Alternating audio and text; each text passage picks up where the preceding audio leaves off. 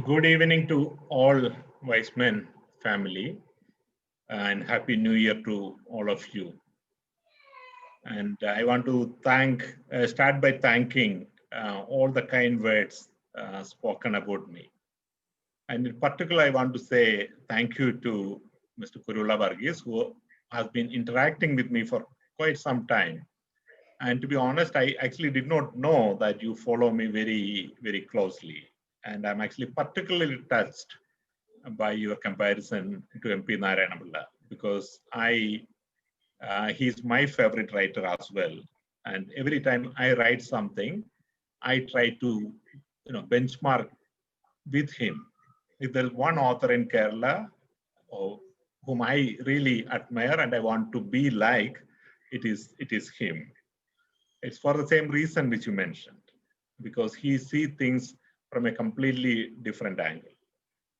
And in a way, I also want to be different from him, because he was an intellectual giant. So what he wanted to do was to dissect a problem and throw it open to the society and leave it at that point. And now it is up to the society to take it and take those ideas forward. And he was not there, he was not interested, he was not willing to go that extra step. Now those ideas, revolutionary ideas, coming in the 1980s and 1990, our society was just not ready for those ideas at that point. So therefore, many of those ideas were not picked up.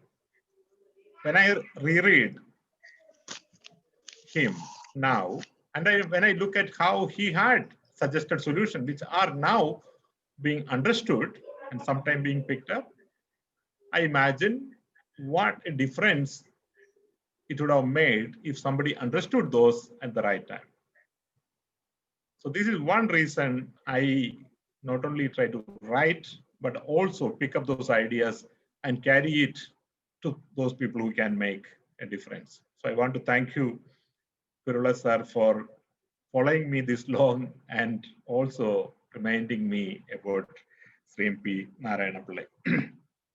I see you are a very well-knit audience, and you are seeing for the first time in the new year, and I'm sure you probably want to spend a lot of time talking to each other than to listen to me alone. So I wouldn't actually take a lot of your time. I also don't know what exact areas you would like me to cover. So I would therefore talk about a few ideas. And then I would encourage you to raise questions and give comments and maybe contradict me if you need to, because I do not hold myself to be the holder of all wisdom or some wisdom, etc. I have a perspective, I have some ideas, but you have your ideas and you have your perspective. So please feel free to come up with your own perspective, because every time I go to a meeting, I also want to learn from it. I assume that you are more comfortable in English, but if you would prefer me to speak in Malayalam, I am equally comfortable, even more. So if you have any comments on it, no, please. Malayalam. Thank you. അപ്പോൾ Covid അനന്തരമായ ഒരു കാലഘട്ടത്തിലാണ് നമ്മൾ സംസാരിക്കുന്നത്. കുരുള്ള sir പറഞ്ഞ പോലെ Covid അനന്തരമായതുകൊണ്ട് മാത്രമാണ് ഒരു പക്ഷേ നിങ്ങളുടെ ക്ലബിൽ സംസാരിക്കാനായിട്ട് എനിക്കൊരു അവസരം കിട്ടിയത്. കോവിഡ് അനന്തര കാലത്തിന് പോകുന്നതിന് മുമ്പ് എന്താണ് നമ്മളിപ്പോൾ കടന്നുപോയ ഈ ഒരു വിഷയത്തിന്റെ വ്യാപ്തി എന്ന് നമ്മൾ അറിയുന്നത് പ്രാധാന്യമുള്ളതാണ്.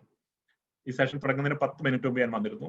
നിങ്ങൾ പരസ്പരം പറയുന്ന കാര്യങ്ങൾ ഞാൻ ശ്രദ്ധിക്കുകയായിരുന്നു. നമ്മൾ ഓരോരുത്തരെയും വ്യക്തിപരമായി ഈ കോവിഡ്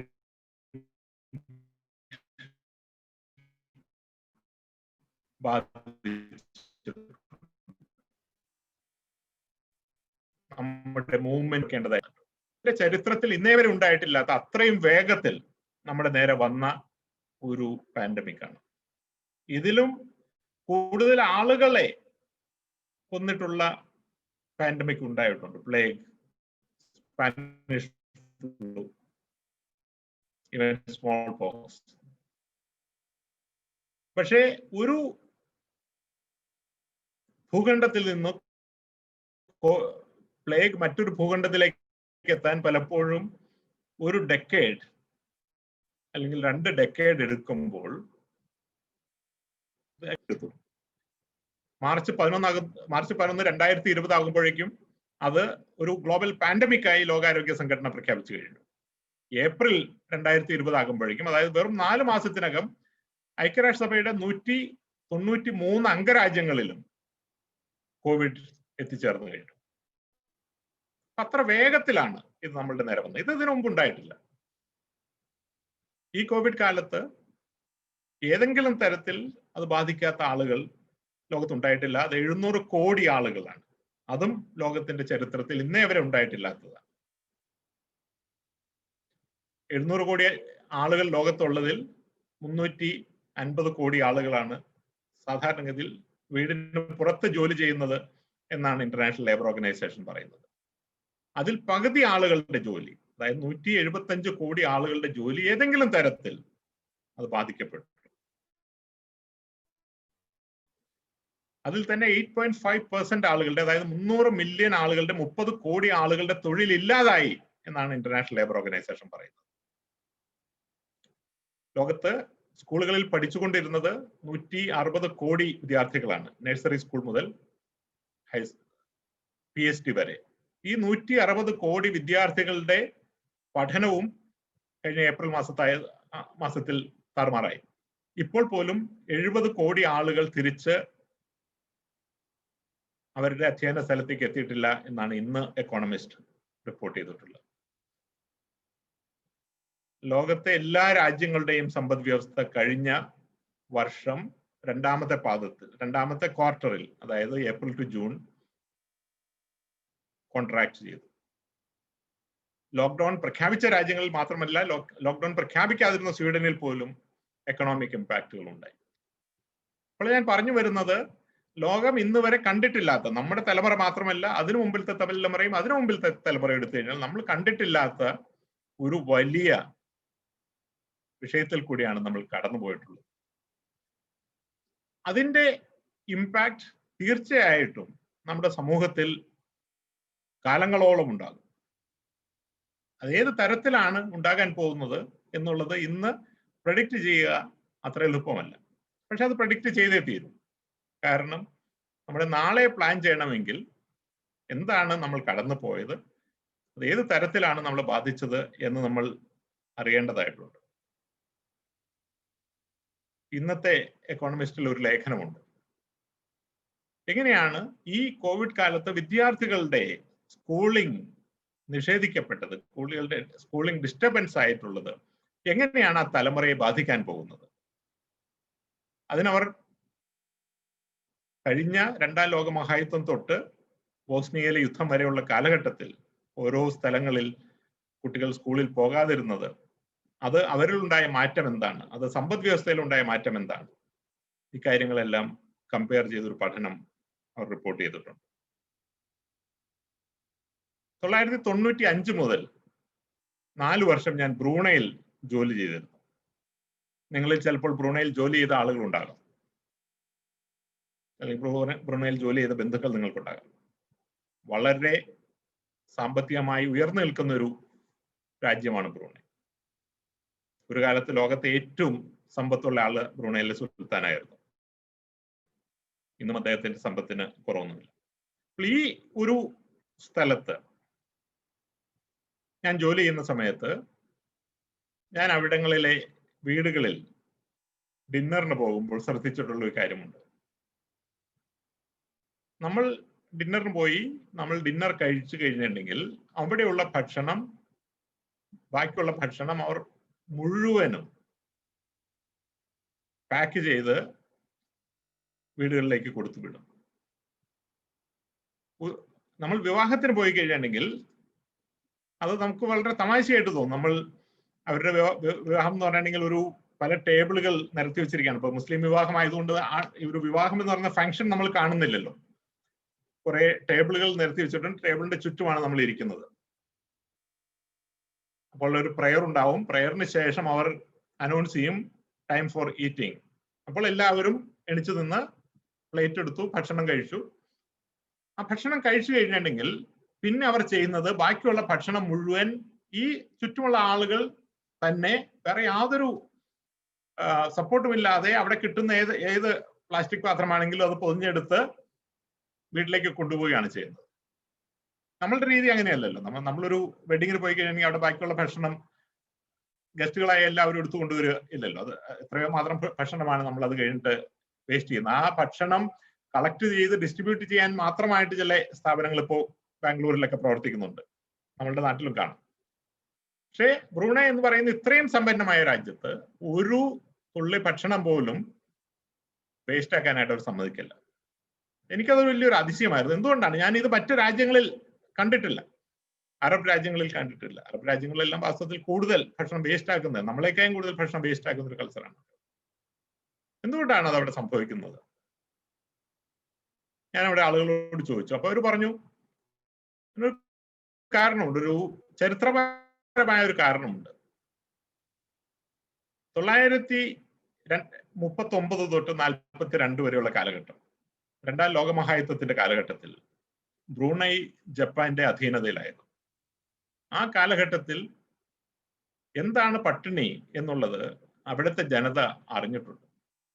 ആ അറിവിൽ നിന്ന് അവരുടെ സ്വഭാവം അടിസ്ഥാനപരമായി മാറി പോയി. അതിനു മുമ്പുള്ളൊരു സ്വഭാവമല്ല. അതിനു മുമ്പും അവർ സമ്പന്നമായ, ബ്രൂണൈയിൽ ഈ ഗൾഫ് രാജ്യങ്ങളിൽ ഓയിൽ കണ്ടുപിടിക്കുന്നതിന് വളരെ മുമ്പ് എണ്ണ കണ്ടുപിടിക്കപ്പെട്ട സ്ഥലമാണ്. 1929 മുതൽ അവിടെ ഷെൽ ഓപ്പറേറ്റ് ചെയ്യുന്നുണ്ട്. 1897 അവിടെ എണ്ണ കണ്ടുപിടിക്കുന്നത്. അപ്പോൾ ഈ ജപ്പാൻ വരുന്നതിന് മുമ്പ് സമ്പന്നമായ രാജ്യമാണ്, ജപ്പാൻ പോയതിനു ശേഷം സമ്പന്നമായ രാജ്യമാണ്. പക്ഷെ ആ യുദ്ധകാലത്തുണ്ടായ ഒരു അനുഭവം അവരുടെ മനസ്സിനെ മാറ്റിമറിച്ചു, അവരുടെ സ്വഭാവത്തെ മാറ്റിമറിച്ചു. ഇപ്പോൾ 80 വർഷം കഴിഞ്ഞിട്ടും അവിടുത്തെ ആളുകൾ പെരുമാറുന്നത് ആ യുദ്ധത്തിന്റെ ഓർമ്മകൾ വെച്ചിട്ടാണ്. ഇത്തരത്തിലുള്ള മാറ്റങ്ങളാണ് ഈ പോസ്റ്റ് കോവിഡ് കാലത്ത് നമ്മൾ പ്രതീക്ഷിക്കേണ്ടത്. അത് നമ്മുടെ വ്യക്തിപരമായ കാര്യത്തിലുണ്ടാകും, സമൂഹം എന്നുള്ള കാര്യത്തിലുണ്ടാകും, രാജ്യം എന്നുള്ള കാര്യത്തിലുണ്ടാകും. ഏത് തരം മാറ്റങ്ങളാണ് നമ്മൾ സ്വാംശീകരിക്കാൻ പോകുന്നത്, ഏതൊക്കെ മാറ്റങ്ങളാണ് നമ്മൾ മുന്നോട്ട് കൊണ്ടുപോകാൻ പോകുന്നത് എന്നുള്ള നമ്മൾ ശ്രദ്ധിക്കേണ്ട കാര്യം. ആദ്യമായി ഈ ഇറ്റലിയിലാണല്ലോ ഏറ്റവും വേഗത്തിൽ ഏറ്റവും ആദ്യമായി സ്ഥിതി അതീതമായതും ആളുകൾ ഏറെ മരിച്ചതുമായൊരു സ്ഥലം. ആ സമയത്ത് ഈ ദുരന്തത്തിന്റെ നടുക്ക് വെച്ച് BBC ആ മിലാനു ചുറ്റുമുള്ള പ്രദേശങ്ങളിൽ, ലൊംബാർഡി എന്ന് പറയുന്ന പ്രദേശങ്ങളിൽ ഉള്ള ആളുകളെ ഇന്റർവ്യൂ ചെയ്തിരുന്നു. ഇറ്റലി നിങ്ങൾക്ക് അറിയാവുന്ന പോലെ വളരെ സമ്പന്നമായ, യൂറോപ്പിലെ ഏറ്റവും സമ്പന്നമായ പ്രദേശമല്ലെങ്കിലും സമ്പന്ന രാജ്യങ്ങളിൽ പെട്ടതാണ്. ആ ഇറ്റലിയിലെ ഏറ്റവും സമ്പന്നമായ പ്രദേശമാണ് മിലാനും ചുറ്റുമുള്ള ലൊംബാർഡി. ഇവിടെ ഉള്ള ആളുകൾ അന്ന് പറഞ്ഞൊരു കാര്യമുണ്ട്. എന്താണ് നമുക്ക് അടിസ്ഥാനപരമായി പ്രാധാന്യമുള്ളത് എന്ന് മനസ്സിലാക്കാനുള്ള ഒരു അവസരമായി മാറി. നമുക്ക് ഏറ്റവും പ്രാധാന്യമുള്ളത് എന്താണ്? നമ്മുടെ ആരോഗ്യം ഏറ്റവും പ്രാധാന്യമുള്ളതാണ്. നമ്മുടെ കുടുംബം ഏറ്റവും പ്രാധാന്യമുള്ളതാണ്. നമ്മുടെ ആരോഗ്യ സംവിധാനങ്ങൾ ഏറ്റവും പ്രാധാന്യമുള്ളതാണ്. നമ്മുടെ ഗവേണൻസ് പ്രാധാന്യമുള്ളതാണ്. ഈ തരത്തിൽ എന്താണ് നമുക്ക് പ്രാധാന്യമുള്ളത്? അന്ന് വരെ അവർക്ക് ഫുട്ബോൾ ആയിരുന്നു പ്രാധാന്യമുള്ളത്, മറ്റുള്ള കാര്യങ്ങളാവാൻ പ്രാധാന്യമുണ്ടായിരുന്നു, റിലീജിയൻ ആവാൻ പ്രാധാന്യമുണ്ടായിരുന്നത്. അതിൽ നിന്നെല്ലാം മാറി വളരെ ബേസിക് ആയിട്ടുള്ള എലമെന്റിലേക്ക് ആളുകളുടെ ശ്രദ്ധ തിരിച്ചു വിടാനും അതിനെപ്പറ്റി ചിന്തിക്കാനുമുള്ളൊരു അവസരം ഈ കോവിഡ് ഉണ്ടാക്കി എന്നുള്ളതാണ് സത്യം. ഇത്തരത്തിലുള്ള മാറ്റങ്ങൾ നമ്മളുടെ കാര്യത്തിലും ഉണ്ടായിട്ടുണ്ട്. നമ്മളും ഇക്കാര്യങ്ങൾ റിയലൈസ് ചെയ്തിട്ടുണ്ട്. കേരളത്തിൽ നമ്മളെല്ലാം പ്രത്യേകിച്ച് ശ്രദ്ധിച്ചതാണ്. നോൺ റെസിഡന്റ് മലയാളികൾ കേരള സമൂഹത്തിലുണ്ടായ സ്ഥാനം, അത് ഈ കൊറോണ കാലത്ത് എങ്ങനെ അത് നമ്മളോടുള്ള വീക്ഷണകോണുകൾ എങ്ങനെ മാറി എന്നുള്ളത് എല്ലാവരും ശ്രദ്ധിച്ചിട്ടുണ്ട്. നോൺ റെസിഡന്റ് ആയിട്ടുള്ള ആളുകൾ പ്രത്യേകിച്ചും ശ്രദ്ധിച്ചിട്ടുണ്ട്. തീർച്ചയായിട്ടും അവരുടെ പെരുമാറ്റത്തിൽ, അവർ ഇൻവെസ്റ്റ്മെന്റ് ഡിസിഷൻ എടുക്കുന്ന കാര്യത്തിൽ ആ കാര്യങ്ങൾ മാറ്റമുണ്ടാക്കും. നമ്മുടെ വിദ്യാഭ്യാസ രീതികളിൽ വലിയ മാറ്റം കോവിഡ് ഉണ്ടാക്കിയിട്ടുണ്ട്. ഓൺലൈനായി പഠിപ്പിക്കുക എന്നുള്ളത് വാസ്തവത്തിൽ ഒരു പുതിയ കാര്യമായിരുന്നില്ല. 2008 മുതൽ തന്നെ ഓൺലൈനായി പഠിപ്പിക്കുന്ന സംവിധാനം ഉണ്ടായിരുന്നു. 2012 ആണ് ആദ്യത്തെ ഓൺലൈൻ ലേണിംഗ് പ്ലാറ്റ്ഫോം കോഴ്സേറ എസ്റ്റാബ്ലിഷ് ചെയ്യുന്നത്. പക്ഷേ കോവിഡ് കാലത്ത് അവിടുത്തെ എൻറോൾമെന്റ് 300% വർദ്ധിക്കുകയാണ് ചെയ്യുന്നത്. ഇന്ന് അവിടെ 70 മില്യൺ ലേണേഴ്സ് ഉണ്ട്. 70 മില്യൺ ലേണേഴ്സ് എന്ന് പറഞ്ഞാൽ 7 കോടി വിദ്യാർത്ഥികളാണ് കോഴ്സേറ എന്ന് പറയുന്ന ഒറ്റ ഓൺലൈൻ പ്ലാറ്റ്ഫോമിൽ ഉള്ളത്. ഓക്സ്ഫോർഡ് യൂണിവേഴ്സിറ്റി എസ്റ്റാബ്ലിഷ് ചെയ്തിട്ട് 1000 വർഷത്തോളമായി. അമേരിക്കയിലെ ഹാർവാർഡും സ്റ്റാൻഫോർഡും എല്ലാം 1000 വർഷമില്ലെങ്കിലും വളരെ പഴക്കമുള്ള സ്ഥാപനങ്ങളാണ്. ഈ സ്ഥാപനങ്ങൾ അവരുടെ എല്ലാ ജീവിതകാലത്തും പ്രൊഡ്യൂസ് ചെയ്ത വിദ്യാർത്ഥികളിലും കൂടുതൽ ആളുകളാണ് വെറും 10 വർഷം മുമ്പ് സ്റ്റാർട്ട് ചെയ്ത കോഴ്സേറ എന്ന് പറയുന്ന സ്ഥാപനത്തിൽ പഠിക്കുന്നത്. വിദ്യാഭ്യാസ രംഗത്തെ മാറ്റമാണ്. യേൽ യൂണിവേഴ്സിറ്റിയിലെ പ്രൊഫസർ ലോറി സാന്റസ് എന്ന് പറയുന്ന ഒരു പ്രൊഫസർ സാധാരണഗതിയിൽ അവിടുത്തെ അണ്ടർ ഗ്രാജുവേറ്റ് സ്റ്റുഡൻസിന് വേണ്ടി ഒരു കോഴ്സ് നടത്താറുണ്ട്. സയൻസ് ഓഫ് വെൽബീയിങ്, സന്തോഷത്തിന്റെ ശാസ്ത്രം എന്ന് വേണമെങ്കിൽ പറയാം, എന്നൊരു കോഴ്സാണ് അവർ എടുക്കാറുള്ളത്. സാധാരണഗതിയിൽ 30 പേരാണ് ഒരു സെമസ്റ്ററിൽ ആ കോഴ്സ് എടുക്കുന്നത്. വർഷത്തിൽ ഒരു പ്രാവശ്യം കോഴ്സ് ഓഫർ ചെയ്യും. അവർ ആ കോഴ്സ് ഓൺലൈനായി കോഴ്സേറയിൽ കൂടെ ഓഫർ ചെയ്തു. ഇന്ന് 3 മില്യൺ ആളുകൾ, 30 ലക്ഷം വിദ്യാർത്ഥികളാണ് ആ കോഴ്സ് പഠിച്ചിരിക്കുന്നത്, ലോകത്തെ എല്ലാ സ്ഥലങ്ങളിൽ നിന്നുള്ള ആളുകൾ. അപ്പോൾ രാജ്യത്തിന്റെ അതിർവരമ്പുകളില്ലാതെ ഏറ്റവും നല്ല അധ്യാപകരിൽ നിന്നും ഏറ്റവും നല്ല വിഷയങ്ങൾ എവിടെ നിന്നും പഠിക്കാനുള്ള സാഹചര്യം ഈ കൊറോണ നമുക്കുണ്ടായിരിക്കുകയാണ്. ഇത് വിദ്യാഭ്യാസ രംഗത്തെ നമ്മൾ ചിന്തിക്കാത്ത തരത്തിൽ മാറ്റിമറിക്കുമെന്നുള്ള കാര്യത്തിൽ യാതൊരു സംശയവുമില്ല. നിങ്ങൾക്ക് ഈ വിഷയത്തിൽ ചോദ്യങ്ങളുണ്ടെങ്കിൽ തീർച്ചയായിട്ടും നമുക്കത് ഡിസ്കസ് ചെയ്യാം. നമ്മൾ അറിയാത്ത തരത്തിലേക്ക് വിദ്യാഭ്യാസം മാറാൻ പോവുകയാണ്. തൊഴിലിന്റെ കാര്യവും വ്യത്യസ്തമല്ല. വേൾഡ് ട്രേഡ് ഓർഗനൈസേഷനും മറ്റ് സംവിധാനങ്ങളും ഉള്ളത് കാലത്ത്, എല്ലാ കാലത്തും ഇന്ത്യ പോലെയുള്ള രാജ്യങ്ങളുടെ ഒരു പരാതി ഗുഡ്സ് ആൻഡ് സർവീസസിന്റെ ട്രാൻസ് ബോർഡർ മൊബിലിറ്റി കൂടുതൽ എളുപ്പമാക്കുന്ന സംവിധാനങ്ങൾ ഉണ്ടാക്കുമ്പോൾ പോലും തൊഴിലെടുക്കാനായിട്ട് ആളുകൾക്ക് അതിർത്തി കടക്കാനുള്ള ബുദ്ധിമുട്ട് കൂടി വരികയാണ് എന്നുള്ളതായിരുന്നു. ഒരു ഇന്ത്യക്കാരൻ എന്നുള്ള നിലയ്ക്ക് ഇന്ത്യക്ക് പുറത്ത് പോയി ജോലി ചെയ്യുക എന്നുള്ള എളുപ്പമല്ല. യൂറോപ്യൻ രാജ്യങ്ങളിൽ പ്രത്യേകിച്ചും ഓസ്ട്രേലിയയിലും കാനഡയിലും അമേരിക്കയിലും ജോലി ഇല്ലാത്തത് കൊണ്ടല്ല, പക്ഷെ അവിടെ ജോലി ചെയ്യാനുള്ള അവകാശമില്ലാത്തത് കൊണ്ട് ദശലക്ഷക്കണക്കിന് ആളുകൾക്ക് ഇല്ലീഗലായി അവിടെ എത്തേണ്ടി വരുന്ന ഒരു സാഹചര്യം ഉണ്ടായിട്ടുണ്ട്. ഈ രാജ്യങ്ങളിലെല്ലാം പോയിട്ടുള്ള ആളുകൾക്ക് അറിയാം. പല രാജ്യങ്ങളിലും നമ്മളുടെ മിത്രമായ രാജ്യം, ശത്രുവായ രാജ്യം എന്നുള്ള പല കണക്കുകൂട്ടലുകളാൽ നമുക്ക് പോയി ജോലി ചെയ്യാൻ പറ്റാത്ത സാഹചര്യമുണ്ട്. ഇതെല്ലാം മാറുകയാണ്. ലോകത്ത് എവിടെയുമുള്ള ജോലി നമ്മുടെ വീട്ടിൽ തന്നെ ഇരുന്ന് ചെയ്യാം എന്നുള്ളൊരു സാഹചര്യം ഈ കൊറോണ കാലം നമുക്ക് ഉണ്ടാക്കിയിട്ടുണ്ട്. എങ്ങനെയാണ്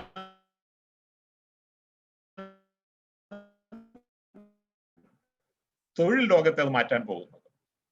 ഇനി ലോകത്ത് എവിടെയുമുള്ള ജോലികൾ, ഇത് വലിയ മാറ്റങ്ങൾ തീർച്ചയായിട്ടും ഉണ്ടാകും. എങ്ങനെയാണ് നമ്മൾ അതിന് തയ്യാറെടുക്കുന്നത്? ആരോഗ്യരംഗത്തെ പറ്റി ഞാൻ പറഞ്ഞു.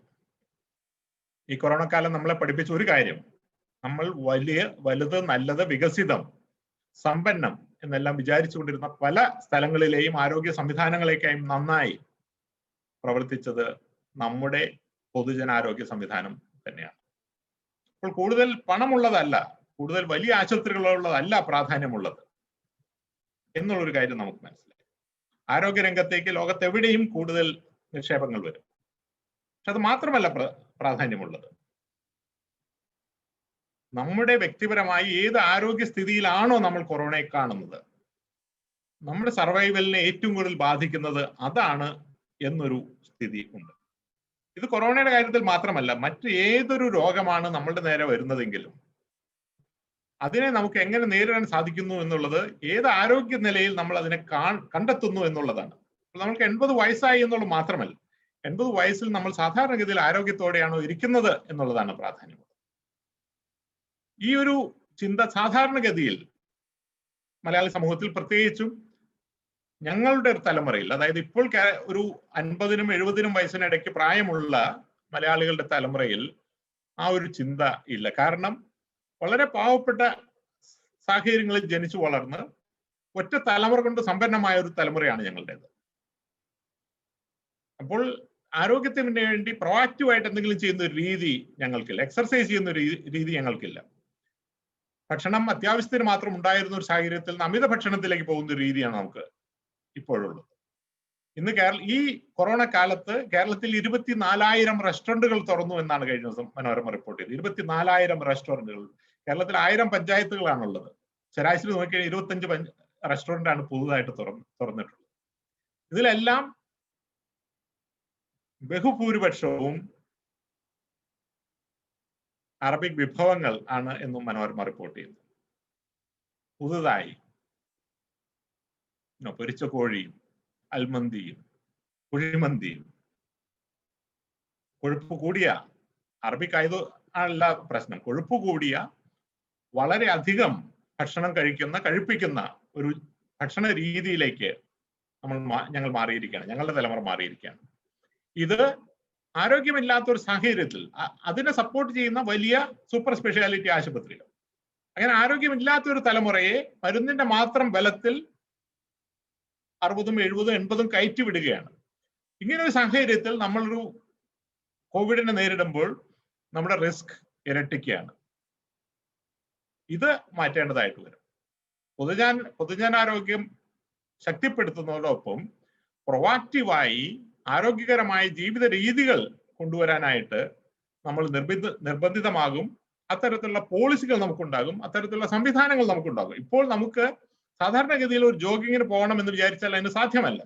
പുറത്തേക്ക് ഇറങ്ങി കഴിഞ്ഞിട്ടുണ്ടെങ്കിൽ പട്ടിയാകാം, റോഡിലെ കുഴിയാകാം, ഓടയിലെ സ്ലാബ് ഇല്ലാത്തതാകാം, അങ്ങനെ പലതരത്തിൽ റോഡ് ട്രാഫിക് ആകാം, അങ്ങനെ പലതരത്തിൽ നമുക്കൊന്ന് ജോഗിങ്ങിന് പോകാനുള്ള സൗകര്യമില്ല, ഒരു എക്സർസൈസിന് പോകാനുള്ള സൗകര്യമില്ല. അപ്പോൾ ഇപ്പോൾ നമ്മൾ ആരോഗ്യ സംവിധാനത്തിൽ ഇടുന്ന പണത്തിന്റെ 1%, ഒരു വലിയ ശതമാനം, 30%-മോ 40%-മോ പ്രൊആക്റ്റീവ് ആയിട്ടുള്ള ഹെൽത്ത് കെയറിൽ ഇടുന്ന ഒരു സാഹചര്യം നമുക്ക് ഉണ്ടാക്കേണ്ടതായിട്ട് വരും. ഇത്തരത്തിലുള്ള മാറ്റങ്ങളാണ് നമുക്ക് ഉണ്ടാക്കാനുള്ളത്. ഞാൻ ഒരു കാര്യം കൂടി പറഞ്ഞ് ഞാൻ നിർത്താം. അതിനുശേഷം നിങ്ങളുടെ ചോദ്യങ്ങൾ ഉണ്ടെങ്കിൽ നമുക്കിത് മുന്നോട്ട് കൊണ്ടുപോകാം.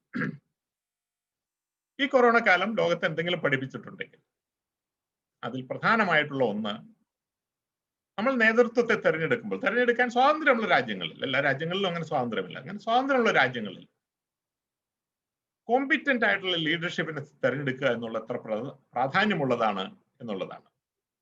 പോപ്പുലിസ്റ്റ് ആയിട്ടുള്ള ലീഡേഴ്സിനെ തെരഞ്ഞെടുക്കുക എന്നുള്ള എളുപ്പമാണ്. നിങ്ങൾക്ക് തേനും പാലും തരാമെന്ന് പറയുന്ന ആളുകളെ തെരഞ്ഞെടുക്കുക എന്ന് പറയുന്ന എളുപ്പമാണ്. പക്ഷേ ശാസ്ത്രബോധമുള്ള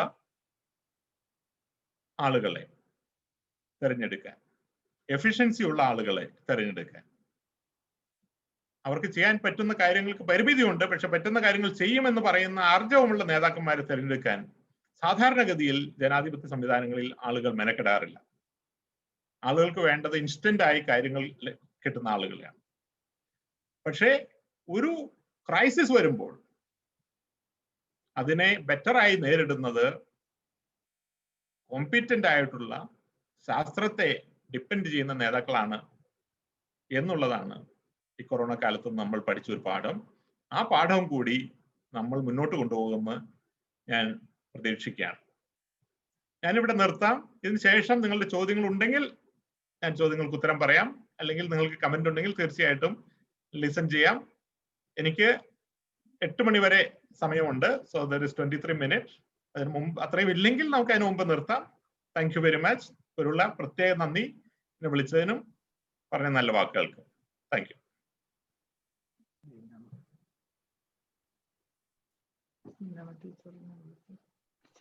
We have time to interact with our chief guest.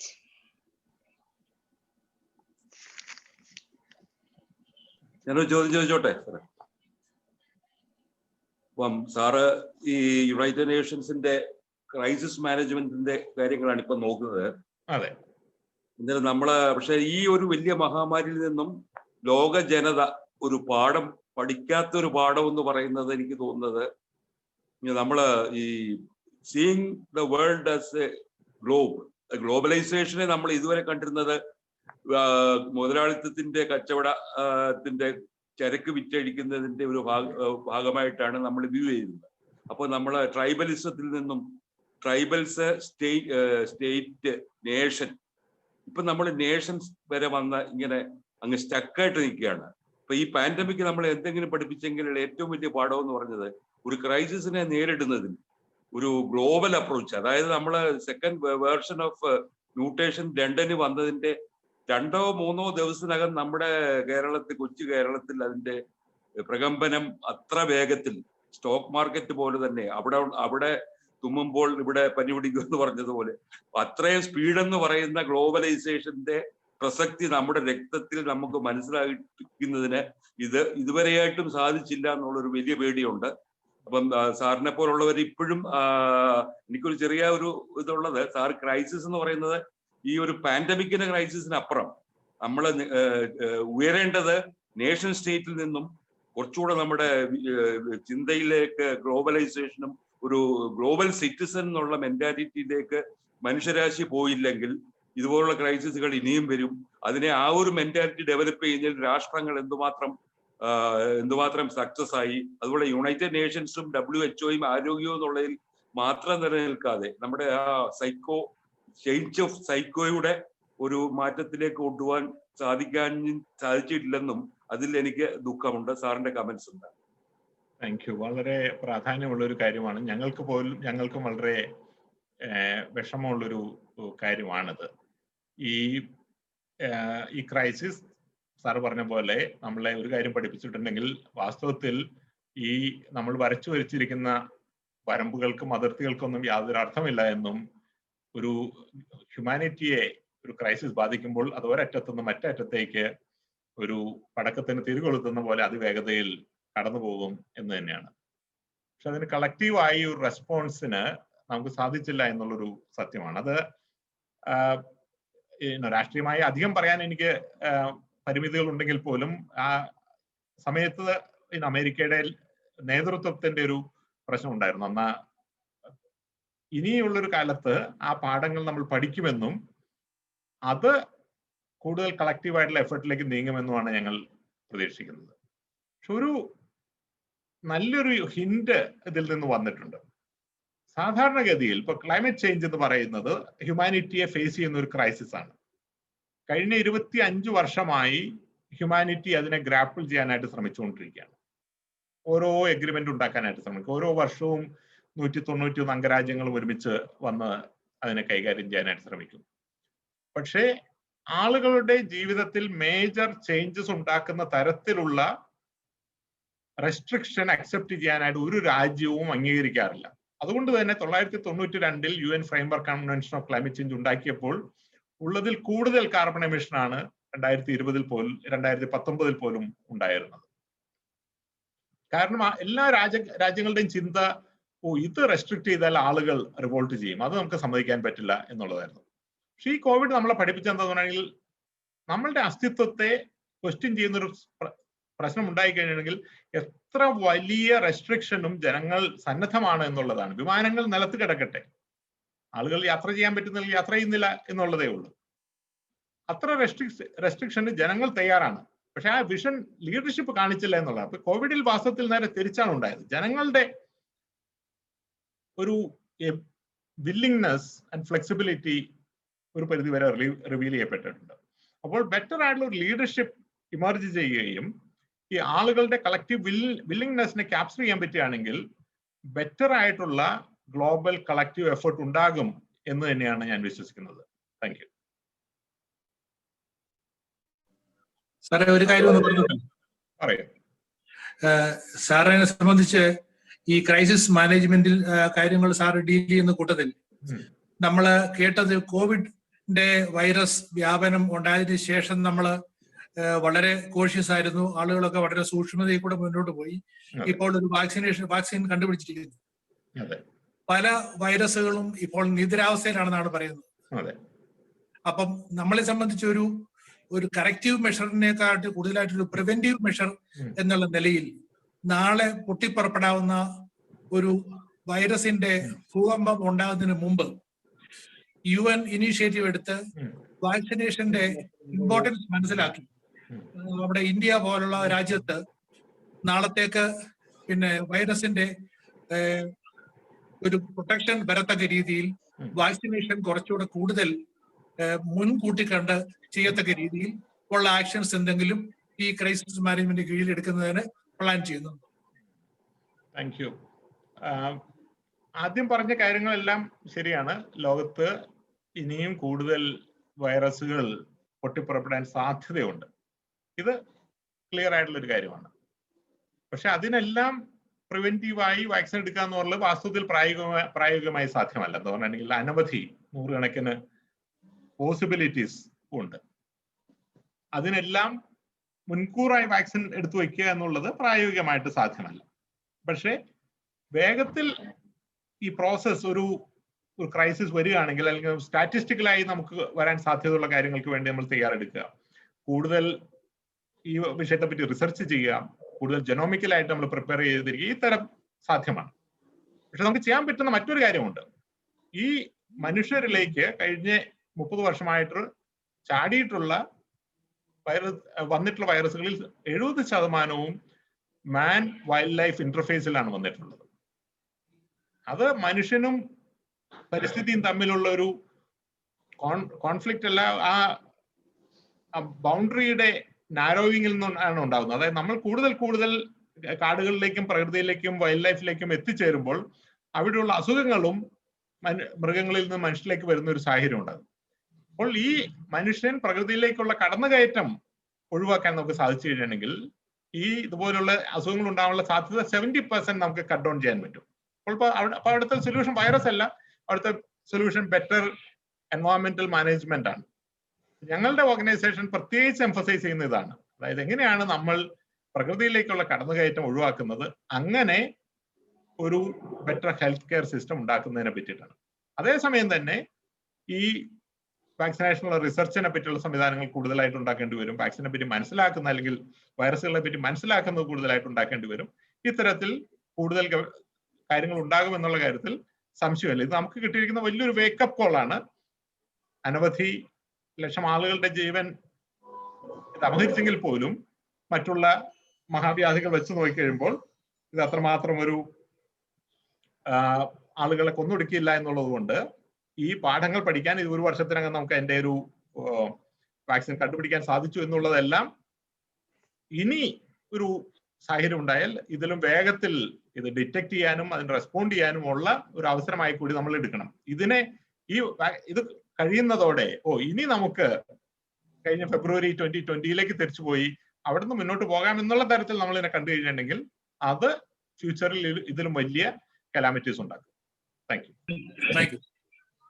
സാറേ, അതുപോലെ ഈ ഒരു കാലഘട്ടം നമ്മുടെ ഈ മതസങ്കല്പങ്ങൾക്ക്, പ്രത്യേകിച്ച് ആരാധനാ രീതികള്, ഈ മതങ്ങൾ തമ്മിലുള്ള ഒരു വിശ്വാസ പ്രശ്നങ്ങള്, ഇതിനൊക്കെ ഒത്തിരി വ്യതിയാനം വരുത്താൻ തക്കവണ്ണമുള്ള ഒരു അറ്റ്മോസ്ഫിയർ ഉണ്ടാക്കിയിട്ടുണ്ടെന്നാണ് തോന്നുന്നത്. എന്താണെന്ന് ചോദിച്ചാല് നമ്മുടെ ആരാധനാ രീതികളൊക്കെ നമ്മൾ ഒന്നുകൂടെ ഗ്ലോബലി എല്ലാ ആൾക്കാരും ഒന്ന് ചിന്തിക്കുന്നുണ്ട്. ഇപ്പം തന്നെ പള്ളികളോ അമ്പലങ്ങളോ ഒന്നും പോയില്ലെങ്കിൽ തന്നെ നമുക്ക് പ്രാർത്ഥന നടത്താവുന്നും ദൈവസങ്കല്പത്തെ പറ്റിയുള്ള പൊതുവെ പല മതങ്ങളും തമ്മിലുള്ള സ്പർദ്ധകളൊക്കെ കുറയ്ക്കാൻ തക്കവണ്ണമുള്ള ഒരു പാകപ്പെട്ടിട്ടുണ്ട് മനുഷ്യന്റെ കുറെ മനസ്സെങ്കിലും എന്ന് തോന്നുന്നുണ്ട്. അത് പക്ഷെ ശരിയായി യൂട്ടിലൈസ് ചെയ്യാണ് ഒരു പക്ഷെങ്കിൽ കാലഘട്ടങ്ങളിൽ ഒരു ഈ മതത്തെ ബേസ് ചെയ്തിട്ടുള്ള റൈവലറി ഒക്കെ കുറയ്ക്കാൻ തക്കവണ്ണമുള്ള ഒരു ഗ്രൂപ്പിനെ ഒരു പക്ഷെങ്കിൽ നമുക്ക് ഗ്ലോബലി വളർത്തിയെടുക്കാൻ സാധിക്കുമെന്നാണ് തോന്നുന്നത്. എന്നു ചോദിച്ചാൽ അതൊരു പ്രധാനപ്പെട്ട കാര്യമായിട്ടാണ് തോന്നിയത്. സാറിന്റെ കമന്റ്സ് കേട്ടേക്കൊള്ളാൻ. Thank you. പ്രാധാന്യമുള്ള കാര്യമാണ്. ഞാൻ സമയം ഉണ്ടായിരുന്നെങ്കിൽ കവർ ചെയ്യണമെന്ന് വിചാരിച്ചിരുന്നൊരു വിഷയം കൂടിയാണ്. ഈ കോവിഡ് കാലത്ത് ആരാധനാലയങ്ങളെല്ലാം തന്നെ പൂട്ടിയിടേണ്ടി വന്നു കുറച്ചു കാലത്തേക്കെങ്കിലും. അതിനുശേഷം അത് വളരെ നിയന്ത്രിക്കേണ്ടി വന്നു. കൂടുതൽ റിലീജിയസ് ആയിട്ടുള്ള ആളുകളല്ല, കൂടുതൽ റിലീജിയസ് സ്ഥലങ്ങളിൽ പോകാറുള്ള ആളുകൾ, അതായത് പ്രായമുള്ള ആളുകൾ ഇപ്പോൾ പോലും റെസ്ട്രിക്ഷൻ നിലനിൽക്കുന്ന ഒരു സാഹചര്യമുണ്ട്. അപ്പോൾ അവർ വീട്ടിൽ ആരാധന നടത്തുന്നു, അമ്പലങ്ങളിൽ പോകുന്നില്ല. ഇങ്ങനെയൊക്കെയുള്ള സാഹചര്യം ഉണ്ടായപ്പോൾ ചില ആളുകൾ ചിന്തിക്കുന്നുണ്ട്, ഇത് പൊതുവെ മതത്തിൽ ആരാധനാലയങ്ങളിൽ ഉള്ള അല്ലെങ്കിൽ താല്പര്യം കുറയും, ഒരുപക്ഷെ വിശ്വാസത്തിൽ പോലുള്ള താല്പര്യം കുറഞ്ഞു പോകുമെന്ന് ആളുകൾ വിശ്വസിക്കുന്നുണ്ട്. ഞാൻ വാസ്തവത്തിൽ അങ്ങനെ വിശ്വസിക്കുന്ന ഒരു ആളല്ല. കാരണം എൻ്റെ വിശ്വാസം അല്ലെങ്കിൽ ചിന്ത എന്ന് പറയുന്നത്, ലോകത്തെ പല രാജ്യങ്ങളിലും പടിപടിയായി വിശ്വാസം കുറഞ്ഞു വരുന്നുണ്ട്. യൂറോപ്പിലെ ആരാധനാലയങ്ങൾ മിക്കവാറും എല്ലാം എംപ്റ്റി ആയി കൊണ്ടിരിക്കുകയാണ്. വർഷത്തിൽ 1-2 പ്രാവശ്യം പോകുന്ന സ്ഥലങ്ങളായി അവിടുത്തെ പള്ളികൾ മാറിക്കൊണ്ടിരിക്കുകയാണ്. പക്ഷെ അത് സംഭവിച്ചത് ഈ ആരാധനാലയങ്ങളെ പറ്റിയുള്ള അല്ലെങ്കിൽ മതത്തെ പറ്റി, ദൈവത്തെ പറ്റിയുള്ള സയന്റിഫിക് ആയിട്ടുള്ള അറിവിന്റെ വർധന കൊണ്ടല്ല, അവിടുത്തെ സാമൂഹ്യ സുരക്ഷിതത്വത്തിലുള്ള മാറ്റം കൊണ്ടാണ് എന്നാണ് ഞാൻ വിശ്വസിക്കുന്നത്. അപ്പോൾ ഈ റിലീജിയനിലുള്ള ഡിപ്പെൻഡൻസ് എവിടെ പോകുന്നു എന്നുള്ളത് ഈ കോവിഡ് കൊണ്ട് മാറുകയല്ല, അതിനുശേഷം നമ്മുടെ സാമൂഹ്യ സുരക്ഷയിൽ പോസിറ്റീവായിട്ടുള്ള മാറ്റങ്ങളാണ് ഉണ്ടാകുന്നതെങ്കിൽ തീർച്ചയായിട്ടും റിലീജിയനിലുള്ള ഡിപ്പെൻഡൻസ് കുറയും. നെഗറ്റീവായിട്ടുള്ള മാറ്റങ്ങളാണ്, നമ്മൾ കൂടുതൽ പാവപ്പെട്ട ഒരു സമൂഹമായി മാറുകയാണെങ്കിൽ റിലീജിയനിലുള്ള ഡിപ്പെൻഡൻസ് കൂടുമെന്നാണ് ഞാൻ പറയുന്നത്. പക്ഷെ സാർ പറഞ്ഞത് മെയിൻ പോയിന്റ് അതായിരുന്നില്ല. ഞാൻ ആ പോയിന്റ് പറയണമെന്ന് ഉദ്ദേശിച്ചിരുന്നു, അതുകൊണ്ട് പറഞ്ഞത് മാത്രമേ. സാറ് പറഞ്ഞത് റിലീജിയൻ തമ്മിലുള്ള സ്പർദ്ധ കുറയാനായിട്ട് ഇതൊരു കാരണമാകുമോ എന്നുള്ളതാണ്. നിർഭാഗ്യവശാൽ അത് സംഭവിക്കില്ല എന്നാണ് എനിക്ക് തോന്നുന്നത്. അതിന്റെ കാരണം റിലീജിയനായി നിലനിൽക്കുമ്പോൾ, വ്യക്തിപരമായി വിശ്വാസമായി നിലനിൽക്കുമ്പോൾ അല്ല വാസ്തവത്തിൽ അവ തമ്മിൽ യുദ്ധം ഉണ്ടാകുന്നു, സംഘർഷം ഉണ്ടാകുന്നു. റിലീജിയനും പൊളിറ്റിക്സും തമ്മിലുള്ളൊരു ഇന്റർഫേസ് ഉണ്ട്. അതെല്ലാ കാലത്തും എല്ലാ മതങ്ങളിലും, അല്ലെങ്കിൽ എല്ലാ കാലത്തും എല്ലാ മതങ്ങളിലും അല്ല, പല കാലങ്ങളിൽ പല മതങ്ങളിൽ ഉണ്ടായിരുന്നു. ഒരു കാലത്ത് യൂറോപ്പിൽ നിങ്ങൾക്കറിയാം, ഹോളി റോമൻ എംപയർ എന്ന് പറയുന്ന സംവിധാനം തന്നെ ഉണ്ടായിരുന്നു. പോപ്പ് എല്ലാം നേരിട്ട് രാജ്യങ്ങൾ ഭരിക്കുകയും പോപ്പ് മറ്റുള്ള രാജ്യങ്ങളുടെ ഭരണത്തിൽ അവിടുത്തെ റിലീജിയൻ കാര്യമായിട്ട് ഇടപെടുകയും ചെയ്യുന്ന സാഹചര്യം ഉണ്ടായിരുന്നു. അത് മറ്റു മതങ്ങളിൽ ഇപ്പോഴും നിലനിൽക്കുന്നുണ്ട്. ഇസ്ലാമിലെല്ലാം അങ്ങനെയുള്ള രാജ്യങ്ങളിൽ ഇപ്പോഴും ഉണ്ട്. ഇങ്ങനെയുള്ള സാഹചര്യം നിലനിൽക്കുമ്പോൾ ആണ് അത് മറ്റു മതങ്ങളുമായുള്ള സംഘർഷത്തിലേക്ക് നീങ്ങുന്നത്. എവിടെയെല്ലാം മതവും പൊളിറ്റിക്സുമായും ലിങ്കപ്പ് ഉണ്ടോ അവിടെയാണ് അത് സംഘർഷത്തിലേക്ക് നീങ്ങുന്നത്. അപ്പോൾ ആ ഇന്റർഫേസ് മാറുമ്പോഴാണ് വാസ്തവത്തിൽ മതം ഒരു വിശ്വാസത്തിന്റെ ഭാഗമായിട്ട് മാറുകയും വിശ്വാസത്തിന്റെ ഭാഗം മാത്രമായിട്ട് മാറുകയും ചെയ്യുമ്പോഴാണ് വാസ്തവത്തിൽ ഈ സംഘർഷം ഇല്ലാതാകുന്നത് എന്നാണ് ഞാൻ വിശ്വസിക്കുന്നത്. പക്ഷെ മതം വ്യക്തിപരമായ ഒരു വിഷയത്തിലേക്ക് മാറുന്നു എന്നുള്ളതിൽ വാസ്തവത്തിൽ എനിക്ക് സന്തോഷമുണ്ട്. ഇപ്പോഴത്തെ സാഹചര്യത്തിൽ നമുക്ക് മറ്റുള്ള തലങ്ങളിലും റിലീജിയസ് ആയിട്ടുള്ള കാര്യങ്ങൾ ചെയ്യാൻ പറ്റുമെന്നുള്ളതിൽ തീർച്ചയായിട്ടും എനിക്ക് സന്തോഷമുണ്ട്. പക്ഷെ അത് സ്ഥായിയായ ഒരു മാറ്റത്തിലേക്ക് നീങ്ങുമെന്ന് എനിക്കൊരു പ്രതീക്ഷ തൽക്കാലമില്ല. Thank you. ഒരു ചോദ്യം കൂടി നമുക്ക് എടുക്കാനുള്ള സമയമുണ്ട്.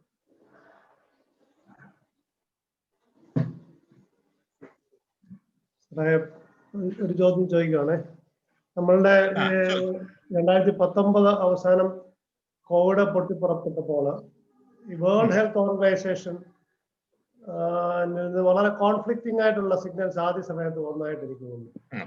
പലപ്പോഴും രാജ്യങ്ങൾ തമ്മിലുള്ള ലോകരാജ്യങ്ങൾ നമ്മൾ കോർപ്പറേഷന് ലീഡർഷിപ്പ് കൊടുക്കേണ്ട ഒരു അവസരത്തിൽ പലപ്പോഴും ഈ കോൺഫ്ലിക്റ്റിംഗ് സിഗ്നൽസ് ഈ പാൻഡമിക്കിനെ ഫൈറ്റ് ചെയ്യുന്നതിന് ഒരു സ്ട്രക്ചറലായിട്ടൊരു പ്രശ്നം ഉണ്ടാക്കി. അതിനെ ഇനിയും ഭാവിയിൽ അത് നേരിടാനായിട്ടുള്ള സ്ട്രക്ചർ വൈസ് അത് സ്ട്രോങ് ആണോ ഇപ്പോൾ? പ്രത്യേകിച്ചും വളരെ ശക്തമായ അമേരിക്ക പോലുള്ള രാജ്യങ്ങൾ അതിൽ നിന്ന് പുറംതിരിഞ്ഞ് നിൽക്കുന്ന ഈ സമയത്ത് എങ്ങനെയാണ് ഈ ഒരു അന്താരാഷ്ട്ര ഒരു കൂട്ടായ്മ ശക്തിപ്പെടുത്തുന്നത്? ഇങ്ങനെയുള്ള ഒരു പാൻഡമിക്കിനെ നേരിടാൻ അതിന് മാത്രമുള്ള ഒരു സിസ്റ്റമിക് ഒരു ഫെയിലർ നമുക്കിനി ഉണ്ടാവുമോ? അതിനെ നമുക്ക് എങ്ങനെ അതിജീവിക്കാൻ കഴിയും? തീർച്ചയായിട്ടും ഈ പാൻഡമിക്കിനെ എങ്ങനെയാണ് നേരിട്ടതെന്നുള്ളത് ലോകാരോഗ്യ സംഘടന തീർച്ചയായിട്ടും ഇന്റേണൽ ആയിട്ട് പഠിച്ചുകൊണ്ടിരിക്കുന്ന ഒരു സാഹചര്യമാണ്. ആ സമയത്ത് നിങ്ങൾക്ക് അറിയാമല്ലോ, അത് വളരെ ചലഞ്ചിങ് ആയിട്ടുള്ള ഒരു സമയമായിരുന്നു. പലതരം രാഷ്ട്രീയങ്ങൾ അതിൻ്റെ അകത്തുണ്ട്. അതിൻ്റെ ഇടയ്ക്ക് അമേരിക്ക അത് നിന്ന് വിട്ടുപോകാനുള്ള തീരുമാനം പ്രഖ്യാപിച്ചതിന്റെ പ്രത്യാഘാതങ്ങളുണ്ട്. പക്ഷേ ഇപ്പോൾ അമേരിക്കയിൽ പുതുതായിട്ട് വന്ന അഡ്മിനിസ്ട്രേഷൻ ആ തീരുമാനം റിവേഴ്സ് ചെയ്യുമെന്നും ലോകാരോഗ്യ സംഘടനയിലേക്ക് തിരിച്ചു വരുമെന്നും പ്രഖ്യാപിച്ചിട്ടുള്ളതാണ്. അതേസമയം തന്നെ അതുകൊണ്ട് ബിസിനസ് ആസ് യൂഷ്വൽ എന്നുള്ള തരത്തിലായിരിക്കില്ല. തീർച്ചയായിട്ടും വീണ്ടും എന്തൊക്കെ പാഠങ്ങളാണ് ഇതിൽ പഠിക്കാനുള്ളത് എന്നുള്ളത് കണ്ടിന്യൂസ് ആയിട്ട് പഠിച്ചുകൊണ്ടിരിക്കും എന്നുള്ള കാര്യത്തിൽ സംശയമില്ല. നമ്മളെല്ലാം കണ്ടിന്യൂസ്ലി ലേണിംഗ് ആയിട്ടുള്ള ഇൻസ്റ്റിറ്റ്യൂഷൻസ് ആണല്ലോ. നമുക്ക് ഒരു പരിധി വരെ നമ്മൾ പലതിനും തയ്യാറാണ്. അപ്പൊ ഞങ്ങൾ സാധാരണഗതിയിൽ ലോകത്ത് ഒരേ സമയത്ത് 2 വലിയ ദുരന്തങ്ങൾ കൈകാര്യം ചെയ്യാൻ ഉള്ള തയ്യാറെടുപ്പോടെയാണ് ഞങ്ങൾ ഇരിക്കുന്നത്. പക്ഷേ ഇത് എന്ന് പറയുന്നത് രണ്ടൊന്നും അല്ലല്ലോ. ഇപ്പോ ഒരേ സമയം തന്നെ ഇപ്പൊ സുനാമി എന്ന് പറയുന്നത് 19 രാജ്യങ്ങളെയാണ് ഒരേ സമയം ഇമ്പാക്ട് ചെയ്തത്. അത് കൈകാര്യം ചെയ്യാന്ന് പറയുന്നത് ഞങ്ങളുടെ എല്ലാം പ്രൊഫഷണൽ ഹിസ്റ്ററിയിലെ ഏറ്റവും വലിയ ക്രൈസിസ് എന്ന് പറയുന്നത് സുനാമി ആയിരുന്നു. 19 രാജ്യങ്ങൾ ഒരേ സമയത്ത് റെസ്പോണ്ട് ചെയ്യേണ്ട ഒരു അവസരം. സാധാരണ രീതിയിൽ ഇപ്പൊ സിറിയയിൽ ഒരു പ്രശ്നമുണ്ട്, ലിബിയയിൽ ഒരു പ്രശ്നമുണ്ട്. ഓക്കെ, 2 സ്ഥലത്തുണ്ട്, നമുക്ക് കൈകാര്യം ചെയ്യാനുള്ള സംവിധാനമുണ്ട്. ഇത് 191 അംഗരാജ്യങ്ങളും ഒരേ സമയത്ത് ആണ് വരുന്നത്. അപ്പോൾ ഒരു സുനാമി പോലെയാണ് നമ്മളുടെ നേരെ വരുന്നത്. തീർച്ചയായിട്ടും ഇനിയും ഇപ്പോ ഞങ്ങൾ കഴിഞ്ഞ ഒരു വർഷമായിട്ട് ഈ തരത്തിൽ എങ്ങനെയാണ് ഇനിയുള്ള കാലത്ത് ഇതിനെ റെസ്പോണ്ട് ചെയ്യേണ്ടത്, എങ്ങനെയാണ് നമ്മുടെ എഫർട്ട് സ്കെയിൽ ചെയ്യേണ്ടത്, എങ്ങനെയാണ് റിമോട്ട് വർക്കിങ്ങിൽ കൂടെ കൂടുതൽ സപ്പോർട്ടുകൾ കൊടുക്കാൻ പറ്റുന്നത്, എങ്ങനെയാണ് ഈ ഇങ്ങനെയുള്ള ലീഡർഷിപ്പ് സാഹചര്യങ്ങളിൽ കോർഡിനേറ്റ് ചെയ്യുന്നത് എന്നുള്ള തരത്തിലെല്ലാം പുതിയ പാഠങ്ങൾ കോൺസ്റ്റന്റ് ആയിട്ട് പഠിക്കുകയും പരീക്ഷിക്കുകയും ചെയ്തുകൊണ്ടിരിക്കുകയാണ്. മാറ്റങ്ങൾ തീർച്ചയായിട്ടും ഉണ്ടാകും. ഇതിലും വലിയ ക്രൈസിസും ഉണ്ടാകും. അപ്പോൾ ഇതൊരു നമ്മൾ പെർഫെക്റ്റ് ആയിട്ടുള്ള ഒരു ഓർഗനൈസേഷൻ ആകുന്ന ഒരു പ്രതീക്ഷ നമുക്കൊരു കാലത്തും ഉണ്ടാകാൻ സാധിക്കില്ല. പക്ഷെ ഇപ്പോഴത്തേക്കും ബെറ്റർ ആയിട്ടുള്ള ഒരു ഓർഗനൈസേഷൻ ഉണ്ടാകും എന്നുള്ള കാര്യത്തിൽ എനിക്ക് യാതൊരു സംശയവുമില്ല. Thank you. Thank you, sir. Actually, 2020 was the worst of years, but to many, it was a year of survival skills. How to survive even in adverse situation is the most valuable lesson we learned in the COVID period. What is needed now is a vision and perspective that enables a person to see the present in terms of future. As we heard now, let us all be green ambassadors and try to make this world a safe place to live in. Thank you, sir, for this for giving us a very thought-provoking message and for answering for giving answers to our queries. Thank you.